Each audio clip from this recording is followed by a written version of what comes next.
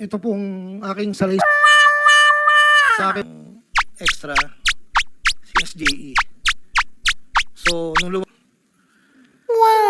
ang total gandang maga po sa inyong lahat. Tinatanggap ko po na ako po ay hindi nakasagot sa maraming tanong ng mga nakakaraang huling araw upang maproteksyonan ang institusyon na aking minahal sa loob ng 30 taon.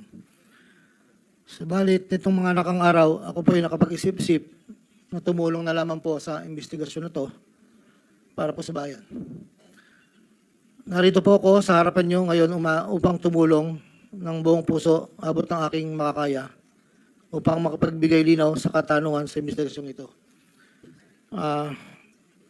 Naintindihan ko po na hindi lang mainit ang isyong aking kinakaharap sa kasalukuyan. Mararamin po ang galit sa aming mga kasama sa DPWH dahil sa mga nabanggit na mga sinasabing katiwala sa aming ahensya. Hindi ko na po titingnan to. Ito po galing sa puso ko. Nangangamba po kasi ako sa seguridad ng pamilya ko. Ito pong aking salaysay ay marami pong mga tao na mababanggit at ako po ay humingi ng tawad sa mga tao na to, pero kailangan ko pong sabihin yung katotohanan. Nihiling ko lang po sa ating buting chairman, sa ating Secretary Justice po, na maproteksyonan po yung pamilya ko. Medyo napakabigat po ng mga babanggitin ko rito. At ito po ay malalaman po natin ngayong umaga. At ako po ay in good faith sa lahat po ng mga senador nandito, sa ating secretary at sa mga nandito po lahat. Simulan ko na po ang aking pinandang salaysay, Your Honor.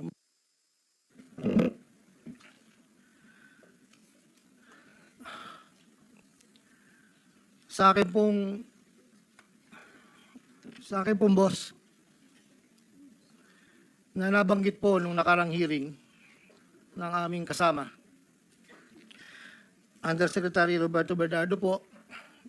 Una ko pong nakilala si Yusek Bernardo taong 1997. Kami po ay magkasama sa Los Baños po. Hanggang dumating po panahon na ako po ay na-appoint na District Engineer sa Bulacan. Sa taong 2022, nagsimula pong magbaba ng pondo sa akin si Yusek Bernardo.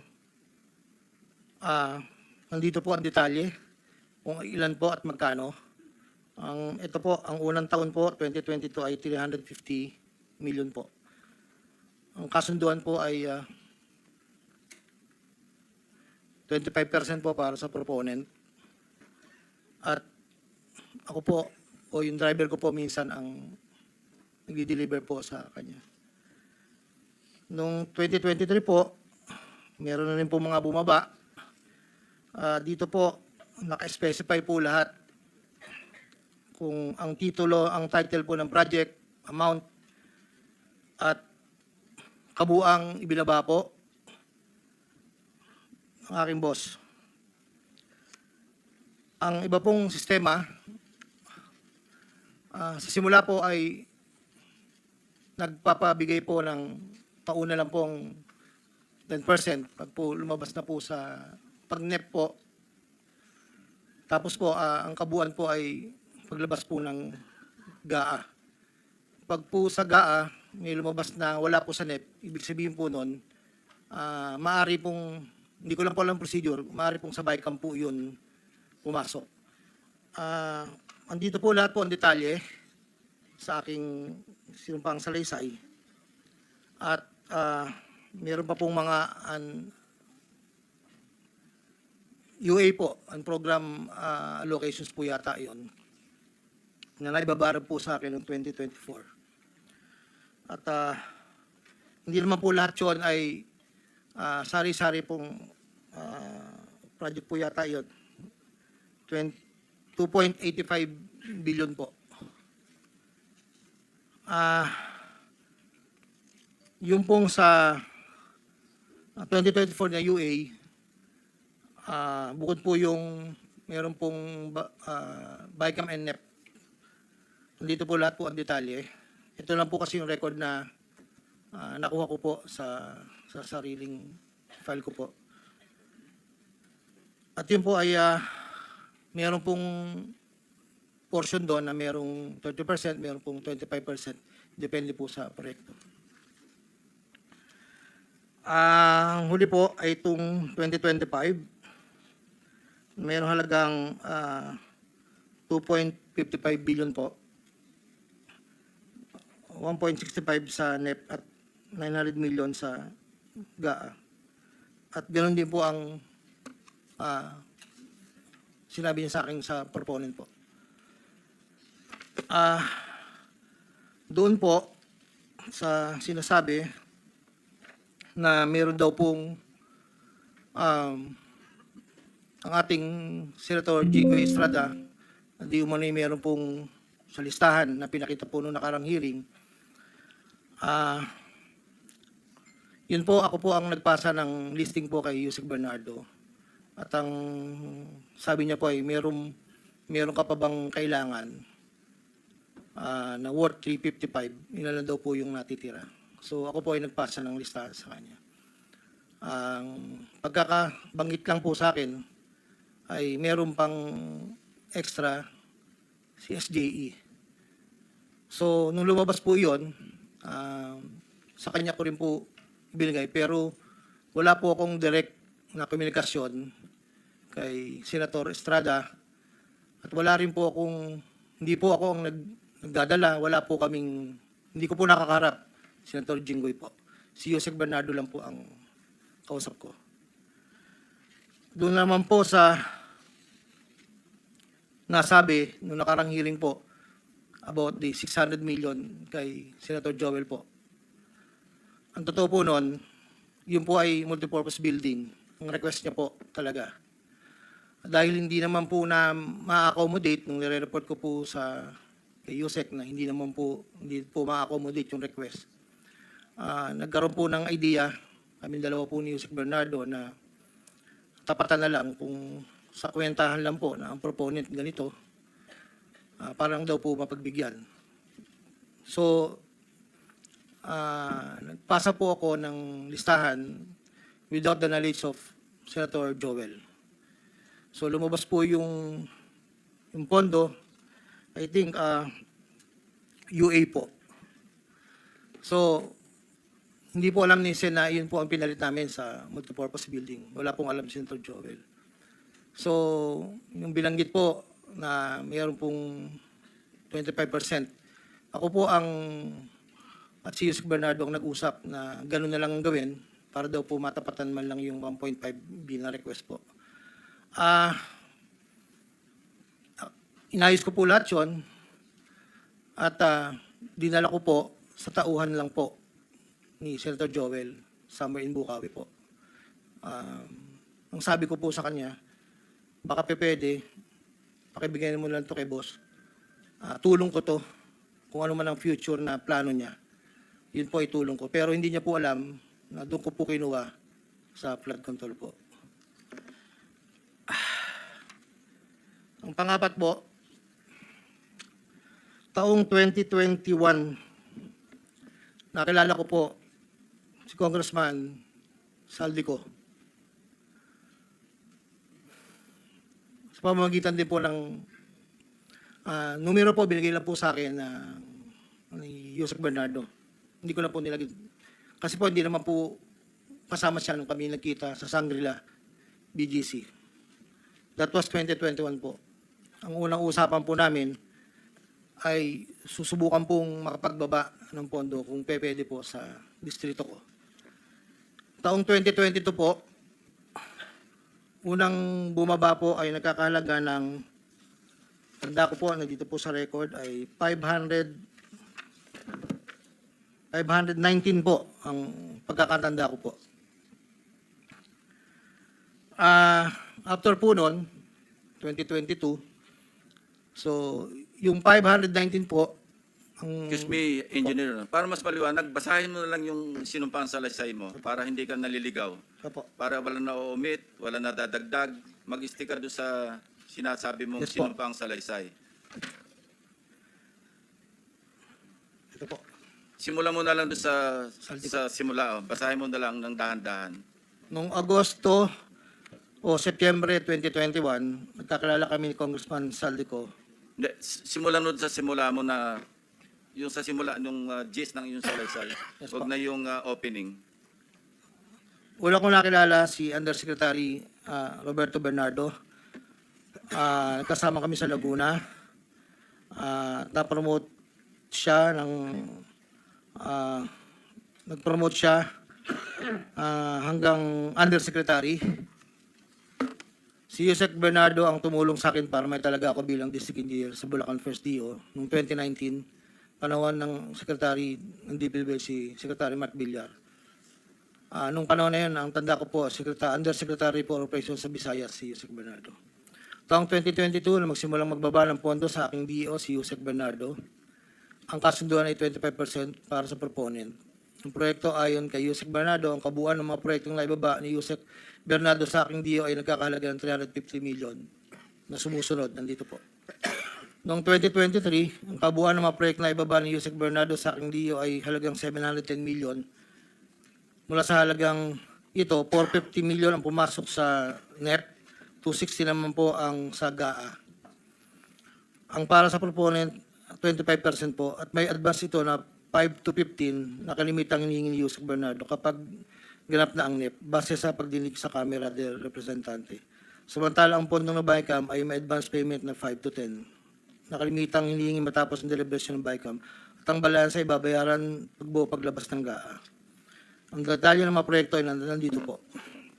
Noong taong 2024, may kabuuang pondo na 3.3 billion, 150 sa NEP, 300 million sa GAA, 2.85 sa UA. Nung naipababa ni Yusek Bernardo sa aking DO, muling nagpatuloy ang 25% na bayad sa proponent ng mga proyekting ito na binibigay ko kay Yusek Bernardo. Tulad ng 2023, ang usapan ay mayroon ding advance payment, depende na lamang kung ito NEP o GAA. Kaya limitang inutusan ko ang aking driver na dalhin ang proponent kay Yusek Bernardo, minsan po sa parking ng Diamond Hotel. Ang detalye ng NEP 2024 ay may andito po nakasulat po. Ayon kay Yusek Bernardo, ang GAA insertions ng 2024 na makakalaga ng 300 para po 300 million na para kay, sabi niya po sa akin, para kay Senator Bong Revilla, na noon ay kumandidato bilang senador para sa 2025. Sinabihan ako ni Yusek Bernardo, Henry, kay Sed Bong yan, baka gusto mo tumulong sa kanya. Dagdagan mo ang proponent, ikaw na bahala. Sinabi ko kay Yusek Bernardo, sige po boss, kaya po imbis na 25, naging 30 ang naging proponent, doon po sa tatlong project na nakalagay po dito. Ang project po ay construction of flood control structure along Angat River, Sipat Section Plaridel, construction of flood control structure along Angat River, Lumang Bayan, construction of flood control structure along Giginto River, Malis Section, Giginto. Ang total po ay 300 million po. Yun po ay ayon kay Yusek Bernardo. Never ko pong nakakausap si Senator Bong Revilla. Never po. Makikita sa listahan ng mga proyektong galing sa U8 2024 na hindi lamang flood control ang mga proyekto, subalit ang proponent ay naglalaro sa 25 hanggang 30%. Noong taong 2025 ay may kabuang halaga na 2.55 billion ang may pababa ni Yusek Bernardo sa aking DO. Tulad ng mga nakaraang taon, ang proponent ay natiling 25% sa kabuang halaga ng pondo na ibaba ni Yusek Bernardo sa aking DO. Ang detalye ng proyekto ay nandito po, marami po ito.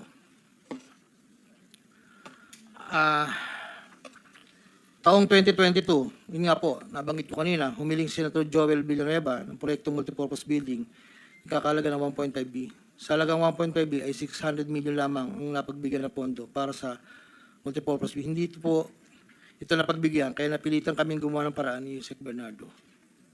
Hindi humingi ng partikular na proyekto o porsyento si Senator Joel, pero inutos ni Yusek Bernardo na bigyan na lamang ng proyekto na may katumbas na 150 million na proponent.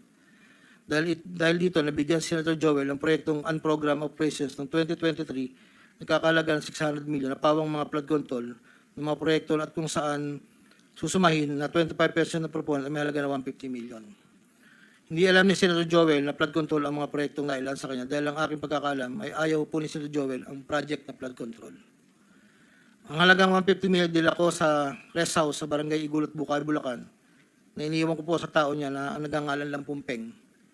Sinabi ko kay Peng na pakibigay na lang kay boss, tulong lamang yan para sa future na plano niya. Hindi po nila alam na doon galing yon sa flood control. Matapos po na hindi na po kami nagkausap. Sa kay Senator Jinggoy naman po, sa pagkakatanda ko, nasa 2024 budget hearing kami sa Senado. Kasama ko si Yusek Bernardo. Sa pagitan ng alas 9 hanggang alas 10 ng gabi, habang kami naghihintay, tinanong ako ni Yusek Bernardo kung meron pa akong gustong lagyan at meron pang available na 355 si SJE. Ayon po kay Yusek Bernardo. Sabi ko po, boss, meron naman. Sagot ni Yusek Bernardo sa akin na ipasok ko agad sa kanyang listahan ng oras na yun. Agad-agad po akong nagpagawa ng listahan sa staff ko at sa loob ng 10 to 15 minutes, pinasa ko na po ang listahan kay Yusek Bernardo. Ito po ang listahan ng mga proyekto na nabanggit. Ito po ay puro pumping station po with floodgates. Ito po ay phase 3 dahil may nauna na pong phase 1, phase 2. Ito po ay 7 project. Meron pong 360 million, isang 45, isang 50, dalawang 40 million na may kabuang 355. Ang proponent po nito ay 25% at binigay ko yung Yusek Bernardo kasama ang may iba pang proponent ng mga pondong binaba niya sa akin para sa taong 2025.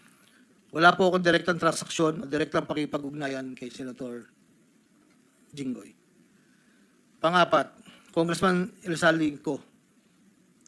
Noong August 20 o September 2021, nagkakilala kami ni Congressman Saldico sa isang pagtitipon meeting sa Shangri-La, Bonifacio. Doon ay napag-usapan namin ang plano ni Kong Saldi na sumubok na magbaba ng pondo papunta sa aking distrito para sa iba't ibang proyekto. Pagkalipas ng higit kumulang na 1 buwan mula sa aming unang pagkikita, ako ay nagpasa sa kanyang listahan ng mga proyekto na may kaugnayan sa flood control at ang mga proyekto yung tayo lumabas sa General Appropriations Act of 2022 na nagkakahalaga ng, andito po, 1, 2, 3, 4, 5, 6, 6 na proyekto po ito. At ang pagkakatanda ko po ito ay 519 million, ang una po. Sa pagitan ng 4 na taon, mula 2022 hanggang 2025, naging tagapagtaguyod si Kong Saldi ng mga proyekto sa Bulacan First. May higit kumulang 426 na proyekto. Ang kabuang halaga ng proyekto nito, ayon po sa nalakap kong record, ay hindi bababa sa 35 billion, 24 million pesos. Million or billion? Billion, Your Honor. Andito po yung summary. Pwede ko pong state, Your Honor. Go ahead. Sa taong 2022, yun po yung una. Bycam lang po ito ayon sa record ko po. 519 million. Sa 2023, 5 billion 790 sa NEP, 3 billion 250 sa Bycam, at 3 billion 890 sa UA.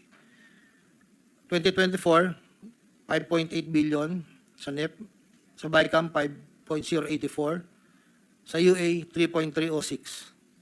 Sa 2024, nagkakalaga po ng total na 14 billion 190, sa 2023, 12 billion, sa 2022, 519. Noong pong 2025 ay 7 billion 385 na lang po sa NEP. Wala na pong kasunod. Sa bawat proyekto na pinapasok ni Kong Saldi, meron akong binigay na obligasyon sa kanya para sa pondo base sa aming kasunduan.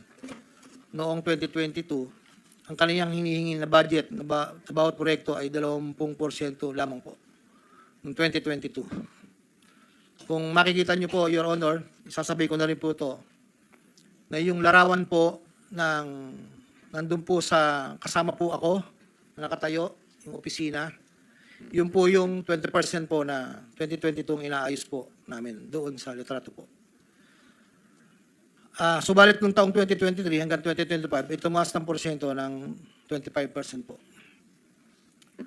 Ang pag-abot ng porsyento para kay Kong Saldi sa bawat proyekto ay kadalasang hindi isang baksakan. Ito rin ay nakadepende kung paano na ipasok o na-insert. Kapag ang proyekto ay napasok sa NEP, ang unang 10% ay agarang binibigay ko kay Kong Saldi. Habang ang balanse na 15% ay paglabas na po ng GAA within 1 to 2 months. Iniipon ko muna po yan bago po ipadala sa kanya. Kapag ang proyekto naman ay naipasok ng Consaldi sa BICAM, ang unang 10% ay binabayad sa kanya matapos lumabas ang GAA at ang balancing 15% ay binibigay makalipas ng 2 buwan mula nang maaprubahan ng GAA. Pero kapag proyekto ay naipasok gamit ang UA, ang 25% ay agarang iniipon ko pati binibigay kay Consaldi. Ang pambayad para kay Consaldi ay nanggaling sa mga advances mula sa kontratista, pero hindi na alam ng mga kontratista kung para kanino ang advance na yon. Ang pera na nakalaan para kay Consaldi dinadala sa akin. Ako naman po ang nagdadala o naghahatid na hinihinging porsyento ng Consaldi sa iba't ibang tao niya. Hindi ko po siya na-meet during pagdadala. Ang tao niya po ay may alias lang Paul at Mark. Dahil sila po yung nag-message po sa akin through Viber, disappearing message po yun, na doon ko po dadalhin. May isa o 2 beses na dinala ko sa parking lot ng Shangri-La Hotel, Bonifacio Global City, ang porsyento ni Consaldi. Paminsan-minsan man, inahatid ko ito sa kanyang bahay sa Ladybug Street, Valle Verde 6, Pasig City. Mula Ortigas po, kakaliwa ka stoplight, may gate kakanan, kakaliwa kakanan, makikita na po yung bahay. Minsan po, inuutos ko lang po, minsan po ako po ang nagbababa. May tao lang pong tatanggap, tapos po, iiwalan ko na po. Dinagdag ko na dahil lumulobo ang pondo ng Bulacan, napag-usapan namin kong Saldi na kung meron akong pwedeng mapagbabaan sa iba't ibang district engineering office. Nang dahil dito, noong 2020 hanggang 2025, nagbaba si Kong Saldi sa sumusunod. Bulacan 2nd, 573 million. Tarlac 1st, 2023, 1.350. Sa 2024, sa UA 1,650. Tarlac 2nd, 925. Tapos 2024, 1,025,000,025. Pampanga, sa 2023, 1,125,000,000. 2024, 75 million lang po. Wala pong alam yung mga tao doon na DE. Ako lang po ang kausap nila. Hindi po alam nila yun ay kay Kong Saldi. Dahil ako lang po, hindi ko po pwedeng sabihin kung saan nanggagaling. Ito po, ang mga iba naman pong nagbababa ay nakilala ko ang kumpanyang Pearlstar. Ngunit kahit pamilyar ako sa Pearlstar, hindi ko kilala ang may-ari nito. Naging tauhan ng Pearlstar ang kilala ko na MK. Na-meet ko po siya sa district. Meron po siyang project na isang tulay na inabutan ko before. Sa pagkakalam ko, si MK ay anak ng may-ari ng Pearlstar. Nagkaroon ng pagkakataon ng 2020 na lumapit sa akin si MK na Pearlstar na nakiusap na humingi na listahan para sa flood control. Ayon kay plano raw nilang lakarin ng pondo para sa mga flood control projects. Ako'y nagbigay sa kanilang listahan at nalabas naman po ito sa GAA at UA. Kinaklaro ko na wala akong alam o personal knowledge kung paano nakuha ng Pearlstar ang pondo at kung sino ang kausap nila para masiguro ang pagkuha ng pondo. Hindi po ako knowledgeable doon. Basta nagbibigay lang po ako ng listahan. Ang proyektong Iglawan na Pearlstar ay pinunduan mula sa National Expenditure Program at papondong itinakda ng bicameral conference. Ayon po sa record. Ito pa po, meron pong 2022, si Commissioner Mario Lipana po, ay nanghingi rin po sa akin ng listahan. Taong 2023, nakapagbaba po siya sa UA ng 500 million. 2024, 400 million. 2025, 500 million. Wala akong personal knowledge kung paano nila nakuha ang pondo at kung sino kausap nila. Ang listahan ng mga proyektong na ipasok ni Comlipana ay nakalakip sa sinumpang salaysay sa annex po. Nandito po lahat yung detalye. Nung nabanggit po nung nakaraang hearing, former Congressman Mitch Kaayon, noong taong 2021, nakilala ko si isang pagtitipon, hindi ko na po matandaan, alam ko po birthday, na noon ay Yusek pa po, ang pagkakatanda ko. Dito ay nakapag-usap kami, tinanong niya kung pwede siya magpababa ng pondo sa aking DO. At sinagot ko naman na, opo, pwede po. Noong taong 2022, nakapagbaba ng halagang 411 million sa GAA, si Yusek Mitch, na may usapan kami na may gastos na 10% lang po. Hindi niya po pinakailaman yon, sabi niya, bahala ka na. Kung sino man ang mananalot contractor niyan. Noong ikapat na pagdinig ng Senate Blue Ribbon Committee hearing, may 2 larawan na pinakita ang chairman ng Senate Blue Ribbon Committee, Senator Pampilo Lacson, kay Engineer Bryce Hernandez. Isang larawan sa isang lamesa na puno ng pera at doon ay makikita ang aking presensya na kung saan ay ako'y nakasuot ng blue na shirt at ito ay sa conference room ng lumang opisina namin. Para po sa kalaman, lahat po ng pera na yon ay para sa BICAM ni Kong Saldi. 519 million na may 20% proponent noong 2022.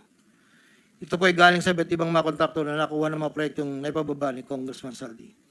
Ang pangalawang larawan naman po ng pera na nakasalansan sa isang bilyaran ay para sa proponent ng 2023 na 5.79 billion na dadalhin namin kay Kong Saldi na sa aking pagkaalala ay nagkakalaga ng 579 bilang 10% advance payment. Aking nireserba ang aking pagpasa sa karagdagang sinumpang salaysay kung sakaling ito ay mabibigyan muli ng pagkakataon. Ginagawa ko ang sinumpang salaysay na ito upang pakita ang aking kusang loob na pakipagtulangan sa sinasagawang bisyo sa Senado, sa House of Representatives at iba pang ahensya ng pamahalaan, kaugnay ng mga anomalyang proyektong DPWS, at upang matuluyang palagutin lahat ng mga taong sangkot. Ilan po, Your Honor.